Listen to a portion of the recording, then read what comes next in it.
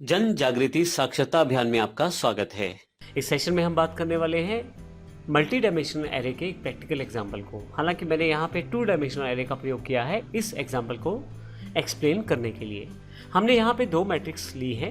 पहली multi dimensional array जो यानी कि 2 डायमेंशनल एरे मैंने प्रयोग किया है उसमें कुछ वैल्यू स्टोर की है 1 2 3 4 5 6 7 8 9। दूसरी जो एरे मैंने प्रयोग किया है इस पूरी वैल्यूज को रिवर्स कर दिया है 9 8 7 6 5 4 3 2 1। लेकिन मैं इन दोनों के वैल्यूज़ को जोड़ना चाहता हूँ एलिमेंट बाय एलिमेंट, यानी कि एरे ऑफ 0 0 और इस एरे का 0 0 दोनों को मल्टीप्लाई किया जाए और मल्टी डायमेंशनल तीसरे एक एरे में उसका रिजल्ट स्टोर किया जाए जैसे 9। इसी तरह से दूसरे एलिमेंट की वैल्यू को यहाँ से उठाया जाए और इसके दूसरे एलिमेंट की वैल्यू को यहाँ से, फिर दोनों को गुना किया जाए और रिजल्ट यहाँ स्टोर किया जाए जैसे 16। फिर तीसरे के एलिमेंट को 21।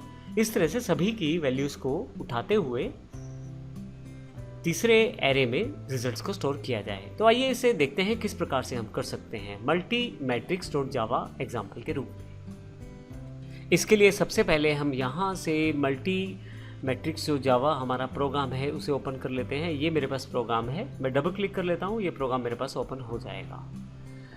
यहाँ देखिए हमने क्लास ली है मल्टी मैट्रिक्स के नाम से और यहाँ पे हमने 2 वेरिएबल डिफाइन किए हैं स्टैटिक वॉइड मेन में, 2 एरेज डिफाइन किए हैं।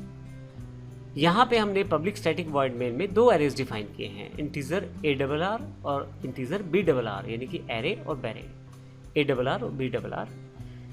एरे में हमने 1 2 3 4 5 6 7 8 9 वैल्यू स्टोर की है और BRR वैल्यू में हमने 9 8 7 6 5 4 3 2 1 रिवर्स वैल्यूज़ को स्टोर किया है। इस तरह से हमारे पास 2 एरे तैयार हो चुके हैं जिनमें वैल्यूज़ भी है। एक हमने एरे और लिया है CRR के नाम से और इसमें 3 इंडेक्सिंग हमने स्पेसिफाई की है क्योंकि ऊपर वाले एरेज में भी हमारे पास 3 की इंडेक्सिंग अवेलेबल है। आइए देखते हैं किस प्रकार से हम 2 एरेज की मल्टीप्लिकेशन को तीसरे एरे में स्टोर कर सकते हैं रिजल्ट के रूप में। तो इसके लिए सबसे पहले हमने एक रो के लिए R वेरिएबल लिया है फॉर लूप में, दूसरी इंटरनल लूप के लिए कॉलम ले लिया हमने C से। अब यदि लेफ्ट साइड की तरफ देखें तो सबसे पहले रो और कॉलम के साथ हम पहले एरे की वैल्यूज़ को एक्सेस करेंगे। जैसे 0 0 होगा तो फर्स्ट एलिमेंट, 0 1 होगा तो सेकंड एलिमेंट 2, यानी कि इसी तरह से हमने दूसरे एलिमेंट की वैल्यूज़ को भी यहाँ एक्सेस किया है रो और कॉलम के साथ, लेकिन बीच में मल्टीप्लिकेशन का साइन ले लिया है। इन दोनों का जो मल्टीप्लाई करके आउटपुट आएगा उसको हम तीसरे एलिमेंट में तीसरे एरे में स्टोर करते जा रहे हैं जिसमें इंडेक्सिंग वैल्यू बिल्कुल सेम होने वाली है। तो इसमें सबसे इम्पोर्टेंट बात यह है क्योंकि R यहाँ भी 0 रहेगा, कॉलम यहाँ भी अगर 0 रहेगा तो फिर यहाँ भी R कॉलम रो और कॉलम 0 0 रहेंगे। इस तरह से यहाँ भी रो और कॉलम 0 0 रहेंगे, यानी कि इसकी 0 इंडेक्सिंग की वैल्यू के साथ मल्टीप्लाई करेगी और फाइनली इसकी 0 इंडेक्सिंग की वैल्यू में स्टोर की जाएगी। फिर हमने यहाँ पे C एरे को प्रिंट करवा दिया है क्योंकि मुझे केवल आउटपुट दिखाना है और नीचे इंडेक्सिंग वैल्यू को रिप्रेजेंट करने के लिए फिर से एक मैंने एरे प्रयोग किया है। मैं इसे मैक्सिमाइज कर लेता हूँ और यहाँ एग्जीक्यूट कर लेता हूँ और देखिए आपके पास आउटपुट आना शुरू हो गया है। तो आपके पास आउटपुट अवेलेबल है। पहले एलिमेंट जो एरे 1 में था और दूसरा जो दूसरे एरे में था, इन दोनों को मल्टीप्लाई किया गया, 9 आउटपुट आया। फिर इसको और इसको मल्टीप्लाई किया गया।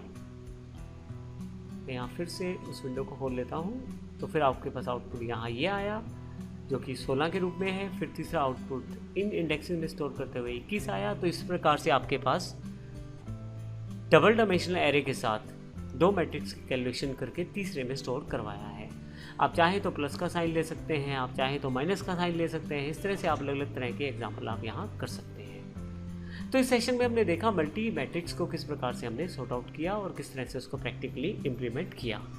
नेक्स्ट जो सेशन हमारे पास उपलब्ध है वो फॉर ईच लूप के साथ है, जिसमें हम देखेंगे किस प्रकार से हम without specifying index number directly हम एक लूप के साथ ही पूरे के पूरे एरे के एलिमेंट्स को एक्सेस कर सकते हैं।